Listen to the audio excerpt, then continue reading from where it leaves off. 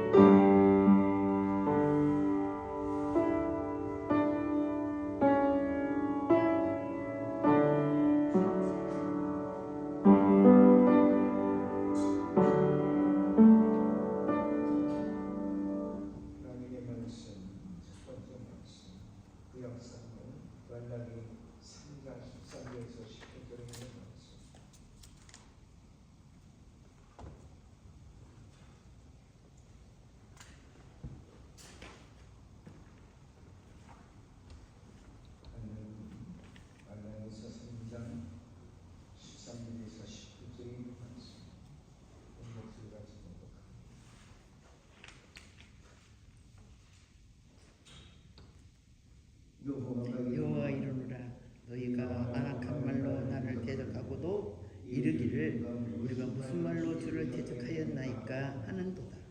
이는 너희가 말하기를 하나님을 섬기는 것이 헛되니 만군의 여호와 앞에 그 명령을 지키며 슬프게 행하는 것이 무엇이 유익하리요? 지금 우리는 교만한 자가 복되다 하며 악을 행하는 자가 장성하며 하나님을 시험하는 자가 화를 면한다 하노라 함이니라.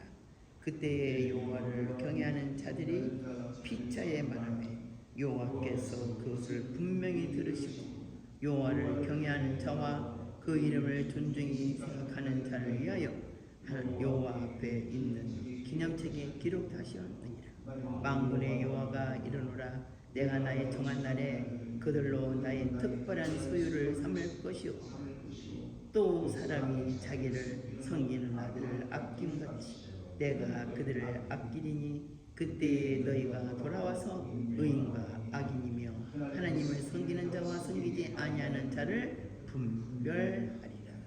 아멘.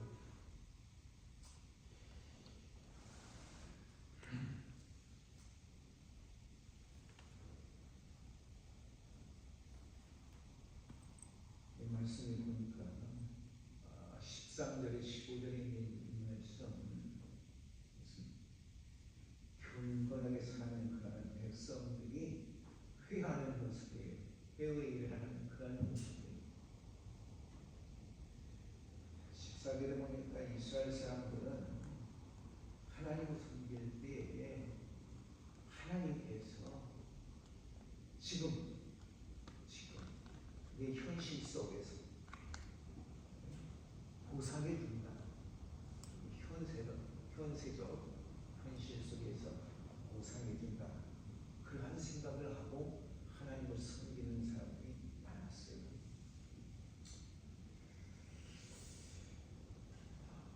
이 만나기서 때에 이 사람들은 이제 이 모세의 계명을 받은 이후로 많은 세월이 지난 때이기 때문에 그들의 신앙이 많이 견진되어 있었어요.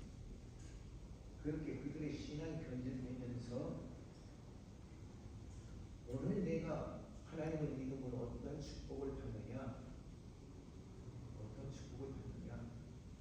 물질적인 그런 축복, 세상적인 그런 축복을 그들은 생각하고 있었던 거예요. 이거 마치 오늘날에 예수 믿으면 현세적으로 세상적으로 축복을 받는다, 보상을 받는다. 이러한 기복적인 신앙, 또는 무속적인 그런 신앙, 극과 별과 다를 바 없는 그러한 그 신앙, 그러한 바람이 그들 마음속에 숨겨져 있었던 거예요. 그러한 신앙, 그러한 마음들이 오늘 살아가는 우리 성도들 가운데에도 그러한 신앙이 깃들어 있는 모습을 우리는 종종 볼 수가 있어요.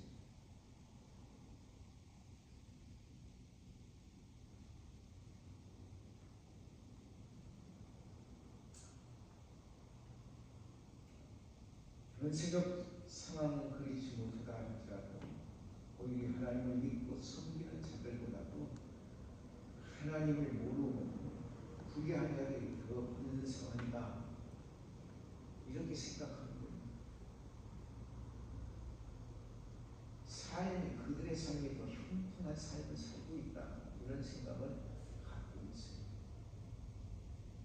이에 이스라엘 백성들은 하나님을 섬기는 일이 헛된 일이요 아무런 유익이 없는 무가치한 일이다, 이렇게 생각하는 사람들이 아주 많았다는 거예요. 15절에 볼까요? 그래서 하나님은 공의롭지도 공정하지도 않으며 교만한 자가 오히려 복되다 말하는 사람이 얼마나 많았는지 모른다.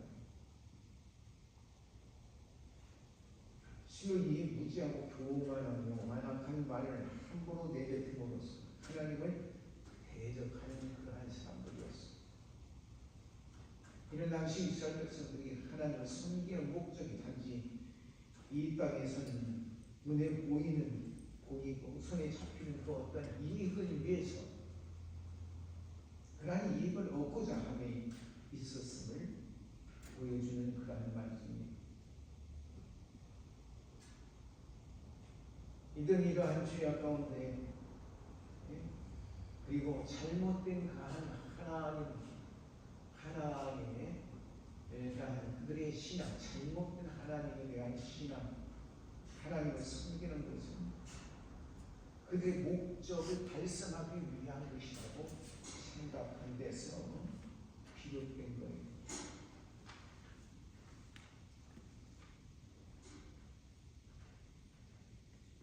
그들은 하나님께 받은, 그들이 하나님의 선민으로서 하나님께 받은 바 그 은혜에 대한 모답과 책임을 망각한 채 하나님을 섬기는 일에는 반드시 내 현 시에 어떠한 보상이 주어져야 한다는 잘못된 사고방식을 가지고 있던 거예요. 그러나 우리가 하나님을 섬기는 것은 우리가 하나님을 섬기는 그 신앙은 영원한 삶에 관계된 것이고 그렇게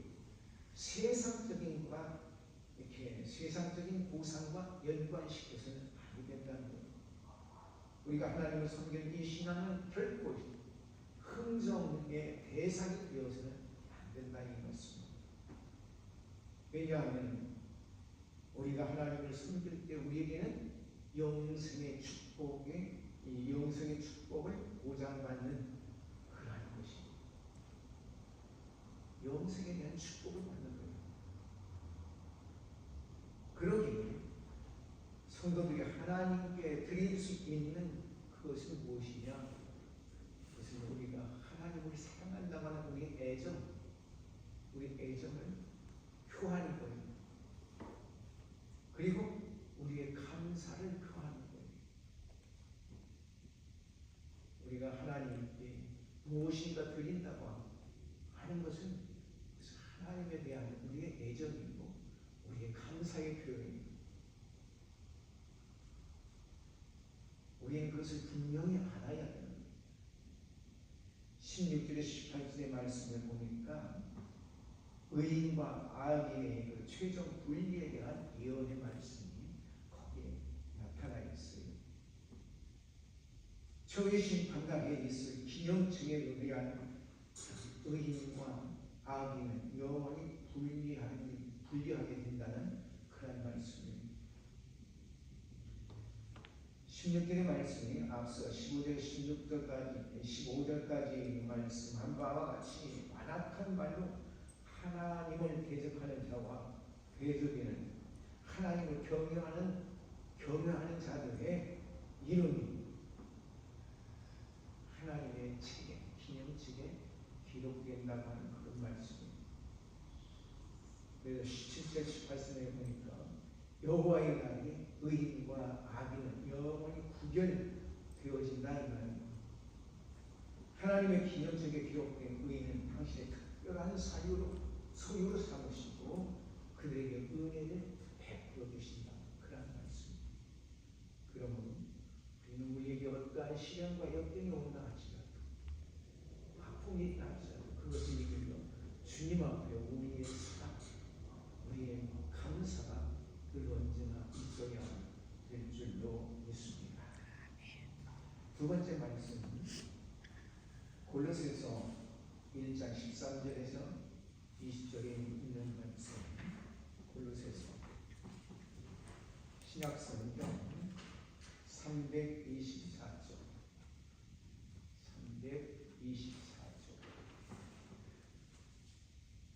골로새서 1장 13절에서 20절에 있는 말씀 한 목소리 가지고 읽습니다.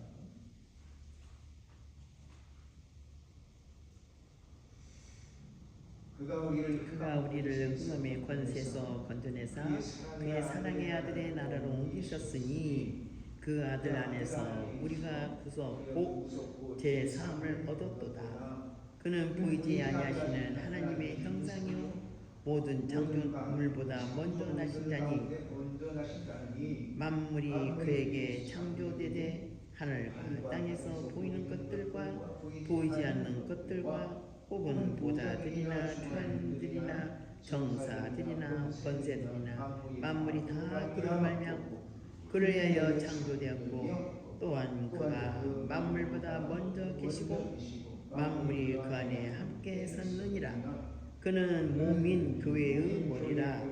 그가 근본이요 죽은 자들 가운데서 먼저 나신 자니 이는 친히 만물의 으뜸이 되려 하심이요 아버지께서는 모든 충만으로 예수 안에 거하게 하시고 그의 십자가의 피로 화평을 이루사 만물 곧 땅에 있는 것들이나 하늘에 있는 것들을 그로 말미암아 자기와 화목해 되기를 기뻐하심이라. 아멘. 이 말씀은 바울이 이 복음을 전할 때에 또 이제 그 영혼의 그 몸이 되어서 있을 때에 많은 편지들이 바울에게 도착하는 거예요. 그 말씀도 이 말씀도 바울이 다른 지역에서 복음을 전하는데 에바브라라고 하는 사람에게서 이렇게 전해들은 그의 보고를 통해서 듣게 된 이 골로새 교인들의 보인 그 신앙적 증모, 신앙이 성장하는 것을 감사하며 영적 성장을 위해 기도한 이 바울은 본문에서 봅니다. 그것이 이 서신을 통해서 골로새 교인들에게 이야기하고자 하는 내용이 여기에 본문의 기록이 되어져 있습니다. 13절과 14절은 구속적이신 그리스도의 신분이 어떠한 신분을 갖고 있느냐 하는 것을 말씀해 주시고 15절에서 17절은 만물의 창조주가 계시는 그리스도의 권위에 대해서 말씀해 주시고 있어요. 18절에서 19절은 십자가의 죽음과 부활을 통해서 교회의 머리 되신 그리스도의 죄에 대해서 말하고 있고 20절은 우리의 죄를 대속하셔서 하나님의 자녀가 되게 하심으로 화목주가 되신 그리스도에 대해서 말씀하고 있는 거예요. 자, 당시 이 골로새 교회에 침투하고 있던 그 이단적인 사상들이 있었는데 그게 뭐냐 하면 혼합주의적 그런 그 사상이 기독교의 복음을 변질시키면서 들어왔던 거예요. 우리가 구일일 사태에 모든 종교들이 합쳐서 기도한다고 하는 위로의 어떤 기도를 한다고 하는 것을 우리가 보아왔어요. 우리 눈으로 봐왔어요. 그래서 거기에는 많은 종교를 가지고 있는 많은 사람들이 여러 가지 종교를 가지고 있는 사람들이 함께 그 자리에 모여서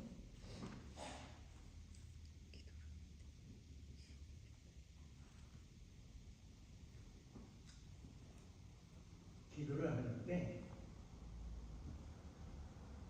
우리를 예수 믿는 사람을 향해서 뭐라고 얘기하는 거 아니에요? 예수님의 이름으로 기도합니다. 이렇게 하지 말라고 했어요. 그리고 뭐라고 기도하는 거 아니에요? 신의 이름으로 기도합니다. 그랬어요.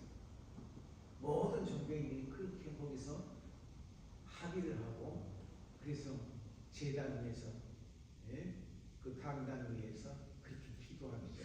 이게 뭐예요? 이게 바로 혼합주의예요. 혼합주의.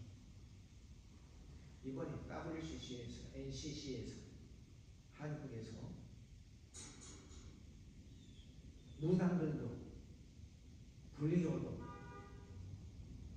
천주교도 기독교도 함께 모여서 예배드리자.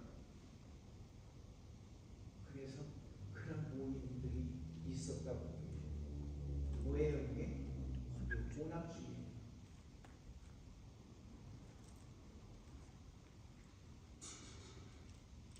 이것은 기독교의 신앙을 변질시키기 위한 사단의 농간이에요. 사단의 농간. 그런 사단의 농간에 기독교인들이 같이 무너져 내리고 있는 거예요. 기독교의 신앙이 변질되고 있는 거예요. 이것이 과거에도 있었다.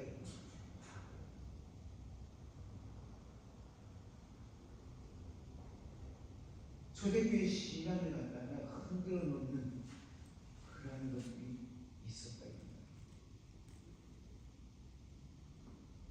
바울은 이는 그럴 때 기독론을 대응하기 위해서 이를 경계하기 위해서 골로새 교인들에게 이 본문의 내용과 같은 기독론을 전한 겁니다.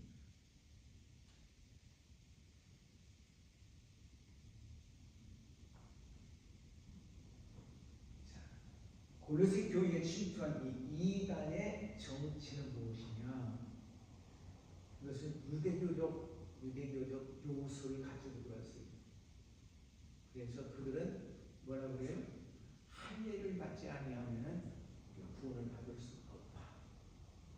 할례를 받아야 한다. 구원은 누구를 통해서 받는 거예요? 우리의 구원의 그 요소가 뭐예요? 예수 그리스도를 믿음으로 하는 것이에요. 네가 무엇인가 행해서 선행을 행함으로 구원을 얻는다. 그렇게 말씀하시지 않았어요.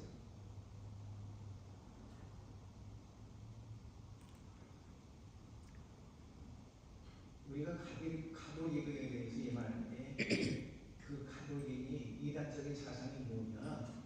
그것은 네가 잘못한 것은 네가 몇 번 가서 선행을 베풀면 그 모든 것들이 해결이 된다는 거예요. 그래서 신부가 그래요. 고해성사한테 다 알아서 나는 무슨 죄를 졌습니다. 너 그랬느냐? 너는 선행을 어떤 선행을 몇 번 베풀어라. 장례식에 100번을 가라. 뭐 그런 이상한 것들을 시켜요. 그 카톨릭에서는 얼마나 편한지 몰라. 가가지고서 열심히 다녀서 그래서 내게 싹 시쳤다. 우리가 죄 사함을 받는 첫째 조건이 뭐예요? 이거 알아야 돼요.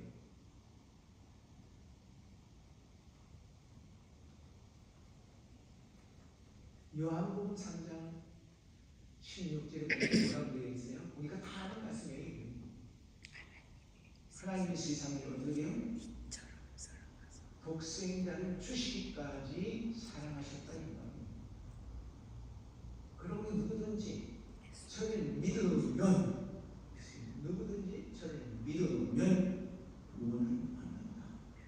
우리가 구원받는 조건은 나의 어떤 선행도 아니고 나의 어떠한 능력도 아니고 내가 어떠한 그런 고통을 당함으로 뭔가 이루어내서 그래서 구원받는 게 아니에요.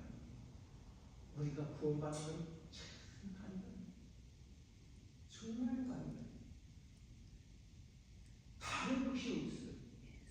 오직 예수 그리스도를 믿는 거예요. 거기에 다른 것이 섞여들 수가 없는 거예요. 오직 믿음으로 구원을 받는 줄 믿으시기 바랍니다. 아멘. 다른 것 없어요.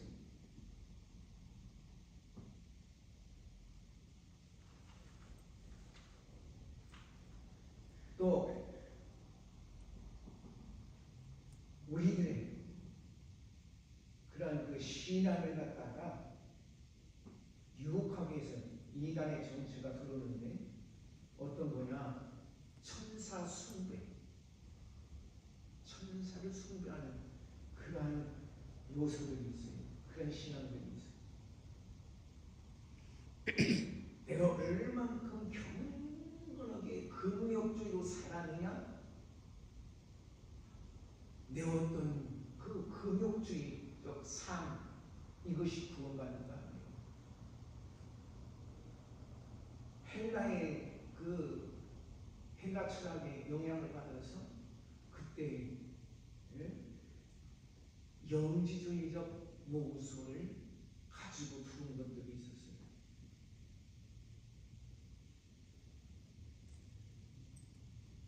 그리스도는 분명히 오셨다.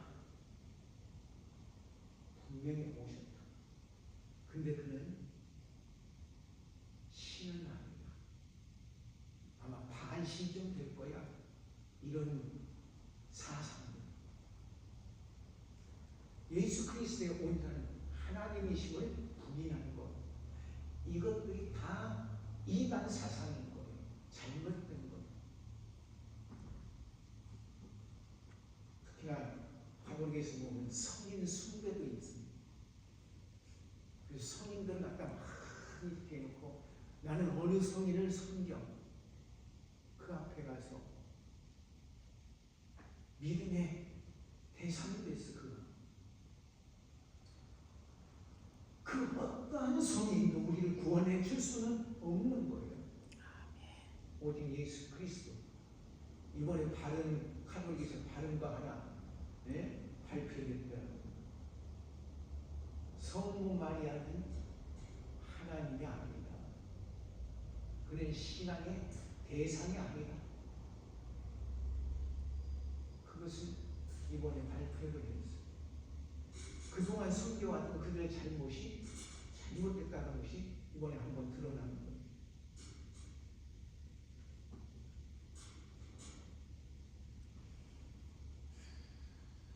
이러한 것들은 다 잘못된 거예요. 자, 13절의 말씀을 볼까요? 그가 흑암의 권세에서 건져내사 그 사랑의 아들의 나라로 옮기셨으니 그랬어요. 이 말은 우리를 죽을 자리에서 생명의 자리로 옮겨 주셨다는 거예요. 성령을 부어 주셨을 뿐만 아니라 아들의 자리에 앉혀 주셨다 이 말이에요. 누가? 예수 그리스도께서. 예수 그리스도를 통해서 우리는 양자의 지위를 얻게 된 거예요. 그래서 아들의 자리로, 자녀의 자리로 우리를 옮겨주셨다 이 말씀입니다. 그리스도와 영적 연합을 통하여 구속을 얻고 저주와 죄에 대한 노예 상태에서 완전히 우리는 해방되어 자유함을 얻게 되었다 이 말씀. 그의 사랑의 아들 그랬어요. 그렇죠? 그의 사랑의 아들의 나라로 그랬죠. 그의 사랑의 아들의 나라로 옮겨. 그의 사랑의 아들은 누구냐? 하나님의 사랑의 아들은 누구예요? 독생자 예수 그리스도를 말하는 거예요. 그래서 그리스도를 통해서 우리가 구원받아서 예수 그리스도의 나라로 옮겨진다는 거예요. 14절에 보니까 무슨 말씀이 있어요? 그 아들 안에 우리가 구속과 죄의 사함을 얻었도다 했어요. 문제에서 이 구속이란 그리스도의 대속 사건을 말하는 거예요. 십자가 위에서 죽어, 그래서 우리 인류를 위해 죽어주심으로 인류의 모든 죄를 사하시는 그 역사를 이야기하는 거예요. 하나님께서 주의 종된 자들을 위하여 당신의 독생자인 예수 그리스도를 이 땅에 보내어 주셨고 십자가 위에서 피 흘려 죽게 하심을 허락하신 거예요. 그래서 예수 그리스도의 그 피값으로 인하여 우리의 모든 죄값을 치르고 주의 종된 자리에서 우리를 해방시켜 주셔서 우리로 하여금 자유케 하셨다 이 말이에요. 그래서 우리 모두에게 양자의 지분을 얻게 하셨어요. 할렐루야. 아멘. 얼마나 큰 기쁨이에요. 아무것도 없는 우리에게 이 놀라운 주의를 얻게 하신다 이 말이에요. 우리가 이 땅에 와서 살면서 얼마나 처음 힘들고 고달팠어요. 신분도 없고 아무것도 할 수 없는 상황 속에서 얼마나 힘들었는지 몰라요. 그런데 우리가 지위를 얻었어요. 무슨 지위를 얻었어요? 미국 시민의 지위를 얻었다 이 말이에요. 그래서 이제는 우리는 떳떳하다 이 말이에요. 우리는 자랑스럽다 이 말이에요. 여기서 살 때 우리는 두려울 필요 없다 이 말이에요. 왜? 지위를 얻었어요. 무슨 지위? 시민의 지위를 얻었다 이 말이에요. 우리가 예수 그리스도를 통하여 그를 우리가 믿음으로 우리는 양자의 자녀의 지위를 얻었다 이 말이에요. 15절에 보니까 그는 보이지 않을 수는 하나님의 형상이요 그랬어요. 그리스도는 하나님 그 자체시라는 이 말씀이에요. 하나님이시다 이 말이에요. 그는 모든 창조물보다 먼저 나신다는 이 말씀 속에서 문제가 하나 생겼어요. 그는 모든 창조물보다 먼저 나셨다. 이 말이 무슨 말인 거 아니에요? 예? 그도 창조된 분이다. 이런 의미로 해석하는 사람이 있었어요.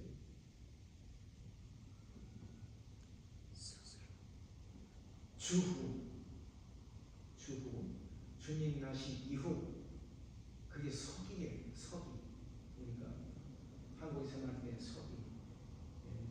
여기서는 AT 이렇게 얘기하잖아요. 예. 서기. 예. 주후 256년에서 336년 그렇게 살아온 그런 사람이 있는데 그게 누구 아니에요? 아리우스라는 사람이에요. 이 아리우스라는 이 사람도 교부 가운데 한 사람이에요. 그런데 그의 주장은 그리스도께서 하나님에 의해 가장 먼저 창조의 창조물이라고 했어요.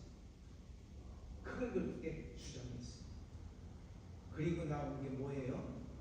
동방교회, 동방전교회.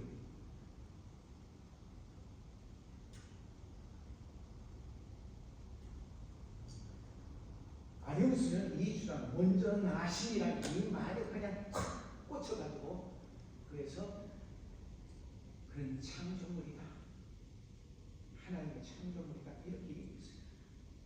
그러니까 여기서 우리가 생각할 수 있는 것은 먼저 생각할 수 있는 것이 뭐냐면 먼저 나신이라는 이 히브리적 사상은 무엇이냐? 그것은 히브리 사회에서 가정에서 아버지의 그 대행자가 누구냐 이거예요. 아버지의 대행자 누구예요? 우리 한국에도 아버지의 대행자가 있어요. 한 가정에서 누구예요?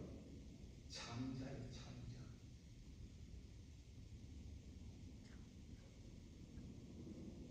거기는 장자의 권위가 얼마나 강한지 한국서도 마찬가지예요.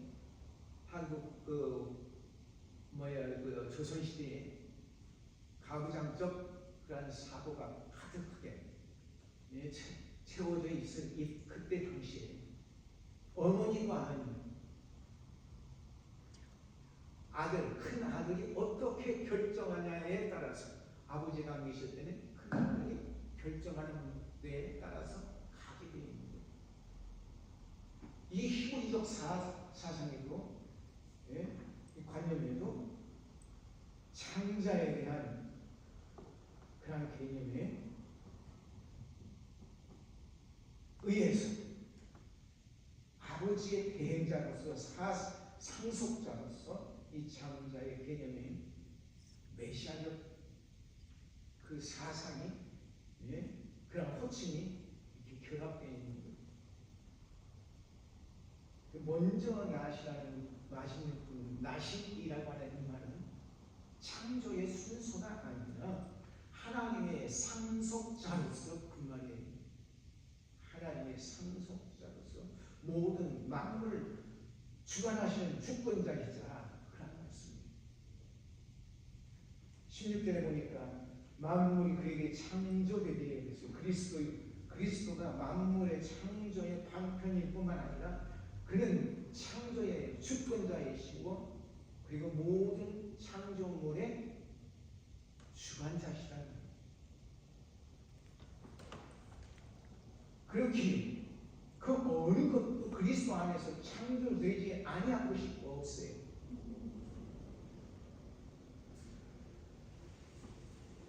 또한 이 구원이 그리스도와 연합되어서 이루어진다고 하는 거예요.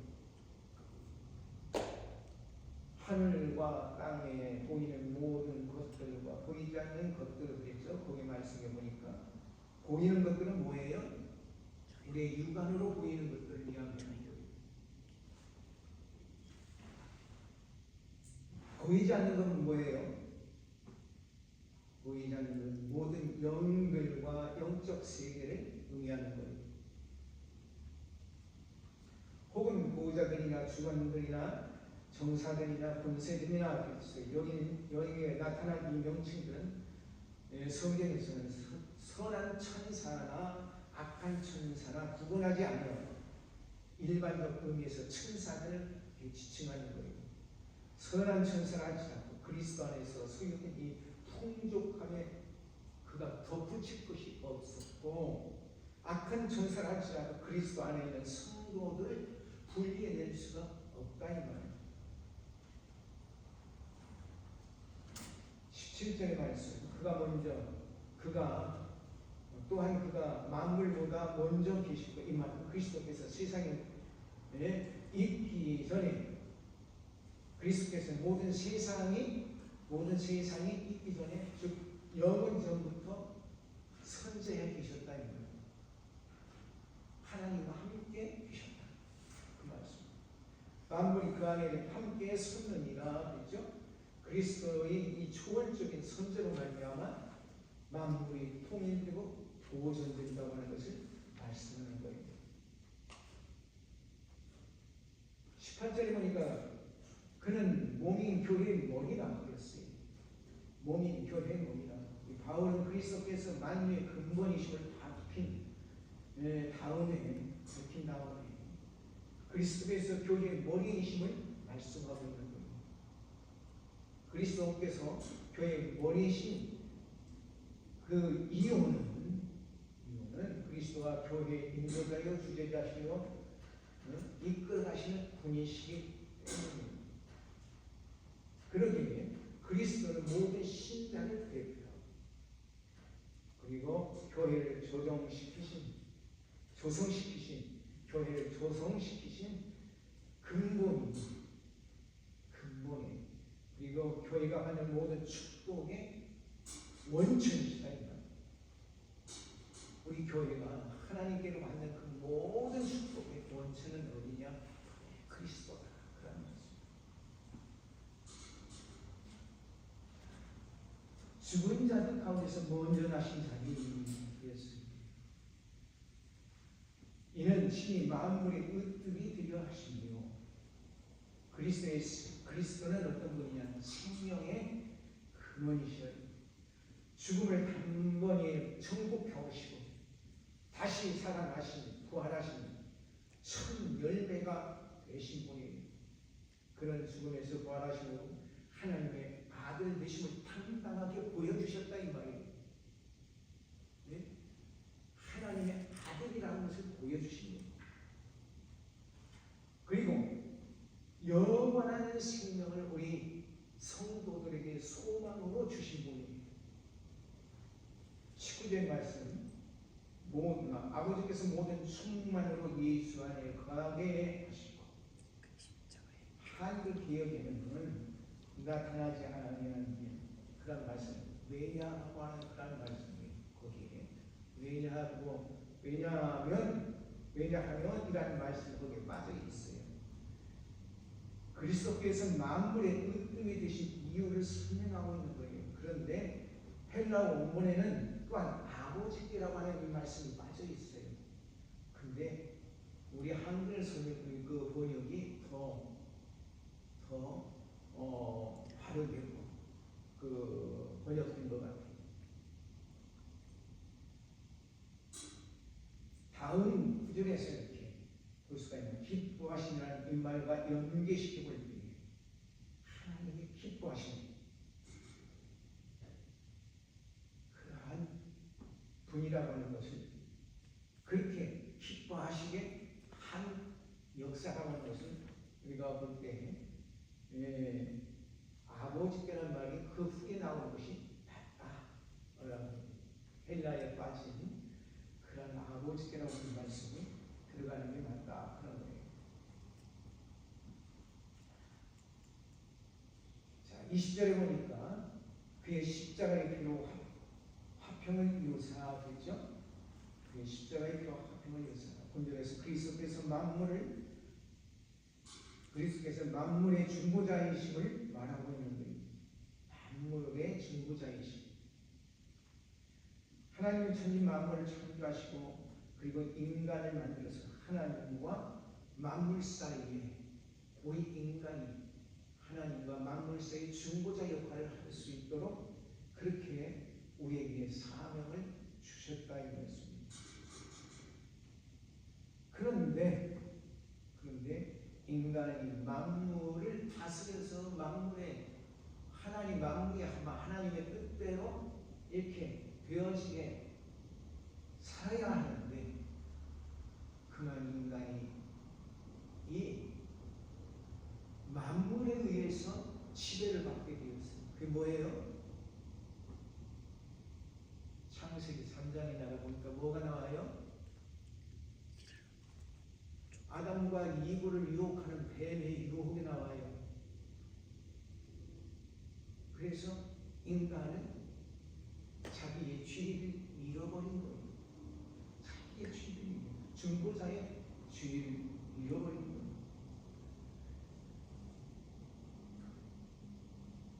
하나님께서 맡겨주신 사명을 잃어버림으로 아담의 범죄함으로 말미암아 하나님과 원수가 되어서 하나님의 진노 안에 처하게 되었어요. 자, 인간의 중보자의 역할을 그 사역을 잃어버림으로 말미암아 창조된 모든 창조물들이 만물이 자기의 본연의 그 위치를 벗어나게 된 거예요. 그래서 모든 만물이 실험하게 된 거예요. 그런데 예수 그리스도께서 오셔서 십자가의 괴성의 죽으심을 통해서 그를 믿는 모든 자들의 죄를 말소하시고 소멸하시고 하나님과의 관계를 본래 상태로 회복시키신 거예요. 이 역사가 우리 인간만이 우리의 죄를 회복하는 것이 아니라 만물 역시도 본래의 상태로 회복되어져 가고 있는 거예요.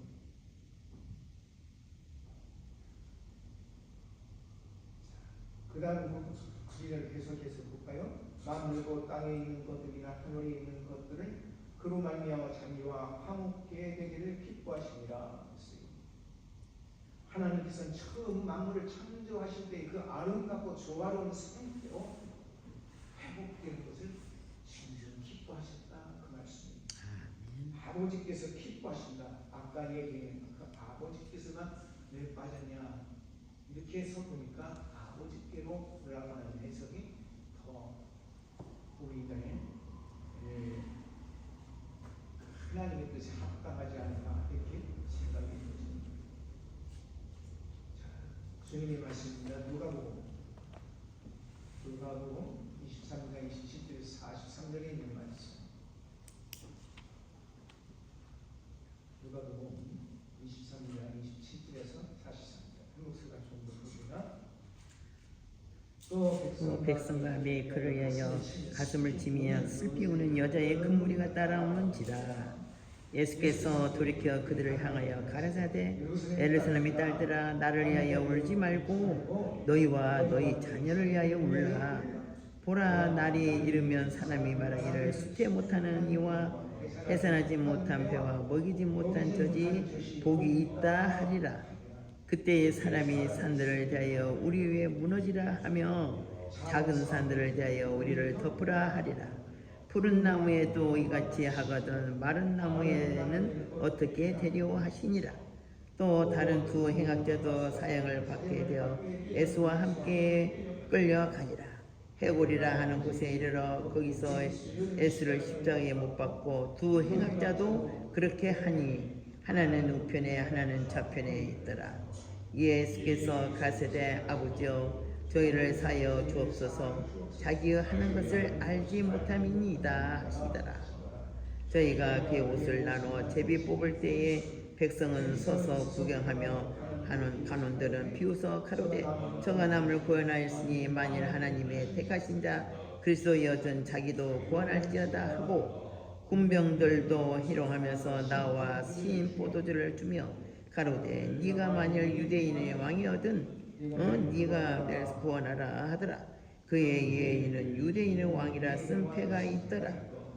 달린 행악자가 중 하나는 비방하여 가로되 네가 그리스도가 아니냐 너와 우리를 구원하라 하되 하나는 그 사람을 꾸짖어 가로되 네가 동일한 정죄를 받고서도 하나님을 두려워 아니하느냐.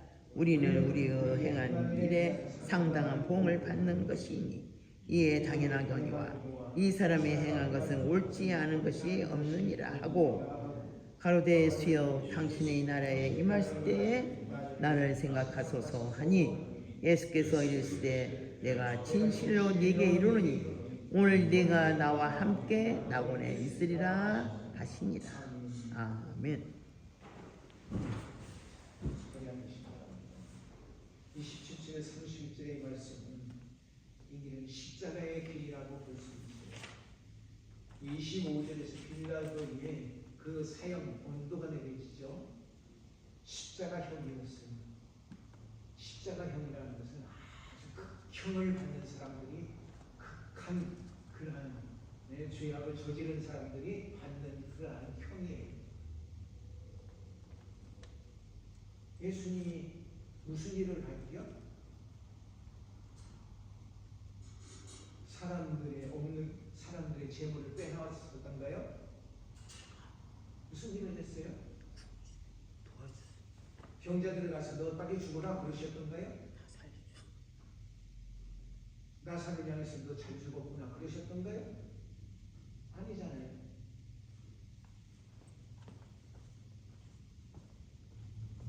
성에서 내려오는 과부의 아들 그를 멈추고 청년아 일어나라 나오라. 그리고 36년 된 그러한 중풍병자를 향하여 일어나라 네 자리를 들고 걸어가라. 소경원을 향하여 밝게 보라. 규멍어리를 향하여 귀가 열리고 혀가 풀리는 그런 역사를 베풀어 주신 예수. 회당하여 어린 딸을 살려 주신 예수. 그가 무슨 죄가 있죠?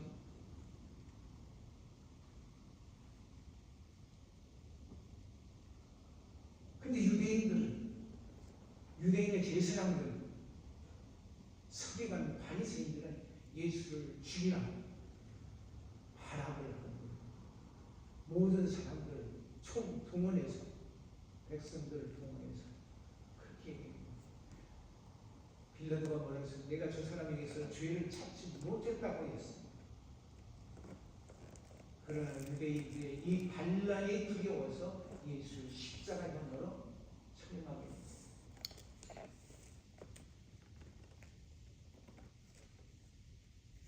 골고다 언덕을 향하여 걸어가십니다. 그는 힘이 없었어요. 왜?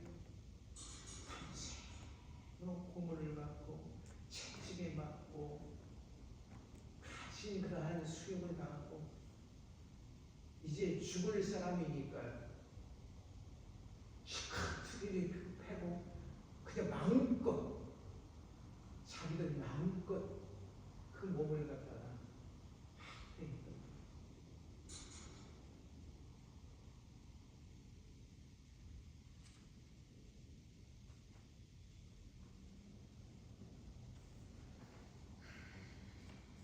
예수는 또 신문을 당하고 고통을 당하심으로 인해서 도저히 십자가를 지고 그 무게를 감당할 수 없어 쓰러지고 또 쓰러지면서 골고다 언덕을 향하여 나아가는 거예요.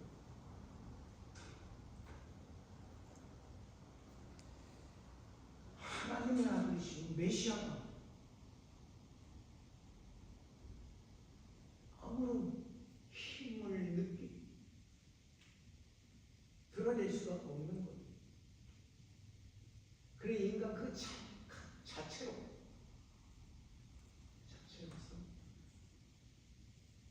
그 고난을 당하시는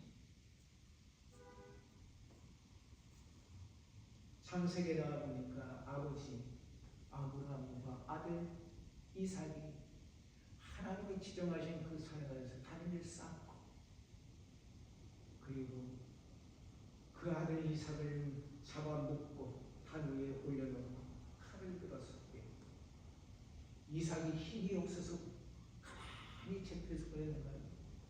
순종하는 마음.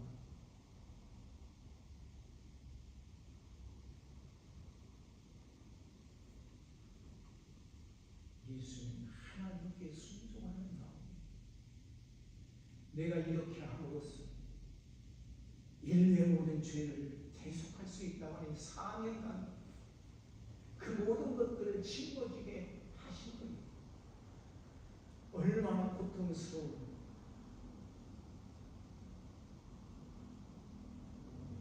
제자들이 왜 이렇게 당해야 합니까? 천사들을 보내서 멸하시면 12영도 더 되는 그러한 천군 천사를 보낼 수 없어서 그런 바다 위에서 풍랑으로 고통하는 제자들 그리고 바람에 이어서 그들이 두려움 가운데 있는 그들을 향하여 왜 두려워하느냐 그러면서 바다와 그리고 풍랑과 바람을 꾸짖으시며 잔잔하게 하셨던 주님, 그게 뭐가 부족해서 이 고난을 당하신 거예요.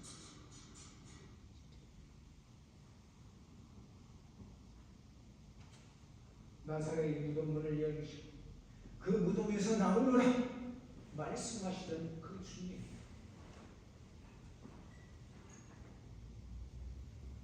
그는 능력이 없어서가 우리들의 모든 죄를 감당하시기 위하여 그 십자가를 나와 여러분을 지셨던 거예요.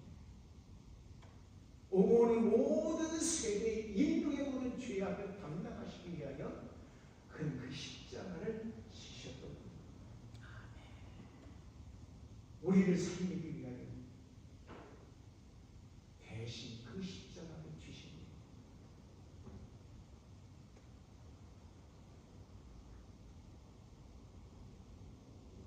예수님은 뒤를 돌아다봅니다. 많은 사람 누구를 일면서 따라오고 있어요. 예수님께서 말씀하십니다. 예루살렘의 딸들아, 왜 너희가 그렇게 우느냐? 나를 위해서 울지 말고 너희와 너희 자녀들을 위해서 울어라.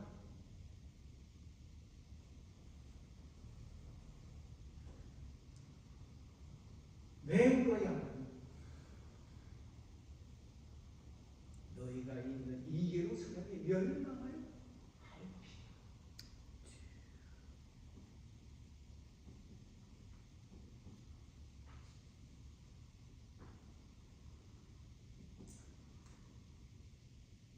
예수님을 따라오는 그 남자들을 돌아보시며 고통에 찬 그들의 미래를 염려하시면서 지극히 그들을 사랑하시는 그 마음이 지금 현장을 향하여 한 발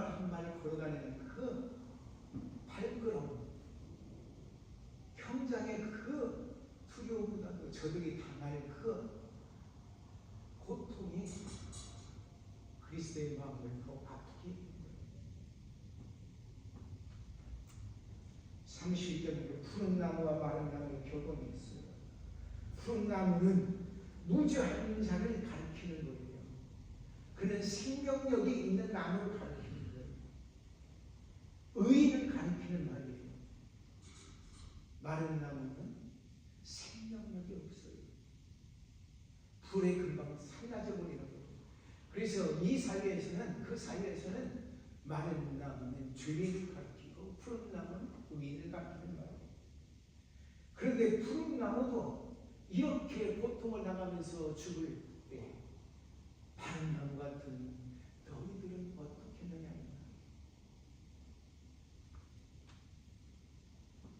예루살렘 멸망을 경고하신 예수님의 기록에 이 말이 있습니다.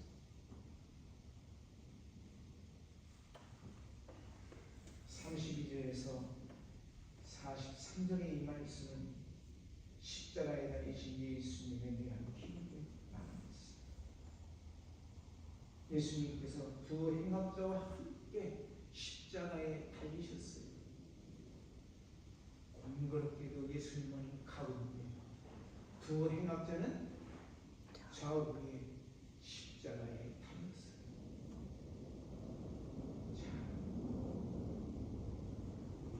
예수님께서는 불의한 자들의 손에 의해서 행악자들과 같은 취급을 받으셨던 거예요. 이사야서 53장 10절에 보면 그런 말씀이 있어요.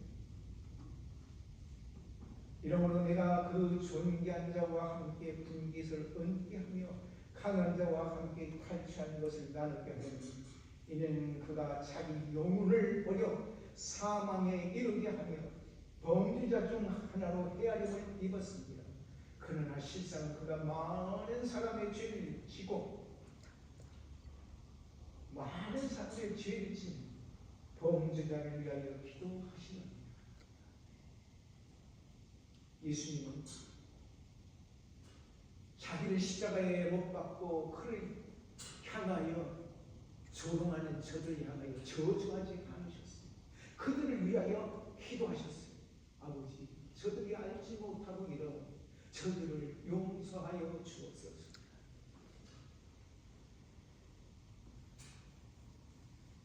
예수님은 저들을 오히려 정죄하지 않았어요.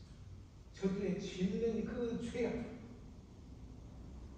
하나님의 아들 중에 이 엄청난 죄악을 알지 못하고 행하는 저들의 죄를 죄사함 받기를 위해서 중보의 기도를 드리셨던 거예요.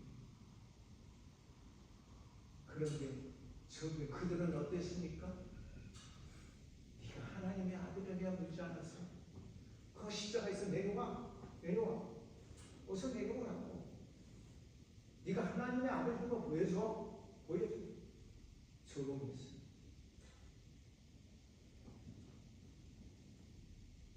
백성도 그리고 관원들도 예수님을 조롱하고 비웃었어요. 심지어는 군인들도 함께 십자가에 달린 예수 비웃었어요. 아니, 함께 십자가에 달린 행악자까지 예수님을 비웃었던 거죠.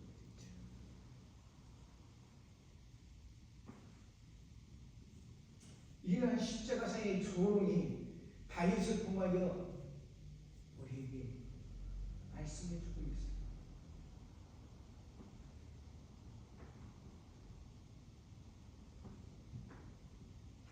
다윗을 통해 예시된 것은 인류가 당할 그 죄악에 대한 보응을 대신 받으신 그러한 예수 메시아. 시편 22편 7절과 8절에 나를 보는 자는 다 비웃으며 입을 삐죽이고 머리를 흔들며 말하되 저가 여호와께 의탁하니 구원하실 것, 저를 기뻐하시니 건지실 것, 그리고 그 죽음을 바라보리라. 로마의 군병들은 예수의 십자가에 못 박히신 후에 그의 옷을 제비를 뽑았어요. 그걸 나뉘었어요. 그리고 신포도주를 갈대에 묻혀서 그의 입에 적셨어요.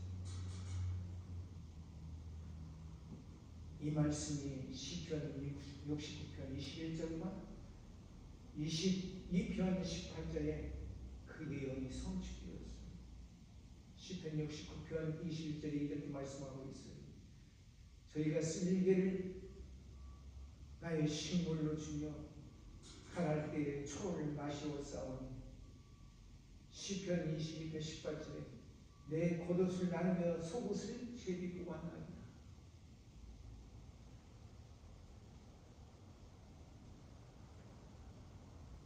이것은 예수 그리스도의 구속 사역의 모든 것이 하나님의 계획 가운데 하나님의 섭리 가운데 그대로 성취되었음을 주님은 피땀 흘리면서 아버지여 이 자리 내게서 멀리 나갈 수는 없습니까?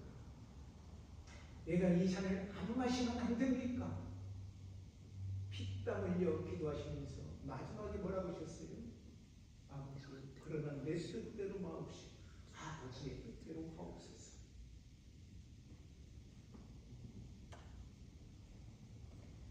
하나님의 뜻에 온전히 순종한 예수 그리스도.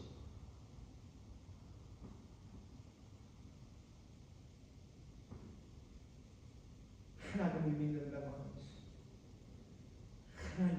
하나님의 뜻을 따른다고 하면서 예수님의 구원하시는 경멸하는 그런 사람. 그래서 예수를 경멸하는 의미로 유대인의 왕이라는 왕패를 달라고 된 거예요. 예수님의 그 죄명대가 유대인의 왕이라. 유대인에 의해서 그것이 달린 거예요.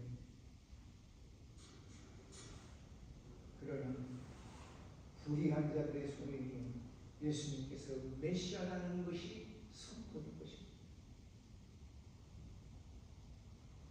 예수님의 구원의 사역을 더 명명백백하게 명백하게 밝혀주시는 말씀입니다. 39절에서 43절에 있는 말씀은 예수님께서 십자가에 못 박힐 때 양옆에 달리는 행악자들의 모습을 보는데 둘의 모습은 매우 대조적이었습니다.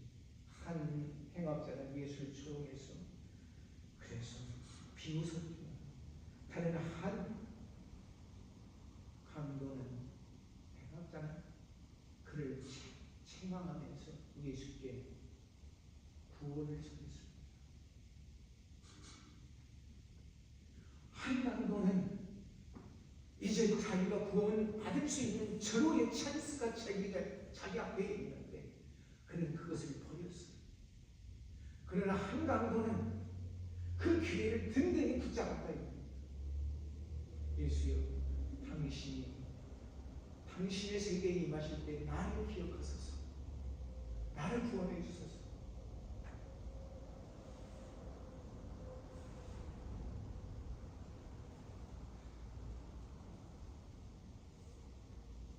그는 주님께 구원을 청함으로 그는 구원함을 얻었습니다. 사랑하는 여러분, 우리 앞에는 구원의 길과 멸망의 길이 있어요. 우리는 무슨 길 잡아야 할까? 분명히 알아야 합니다. 우리는 그리스도 예수 통하여 구원함을 받고 저를 통하여 영생을 얻는 사람들입니다. 이 길을 잊지 않고 잃어버리지 않기 위해서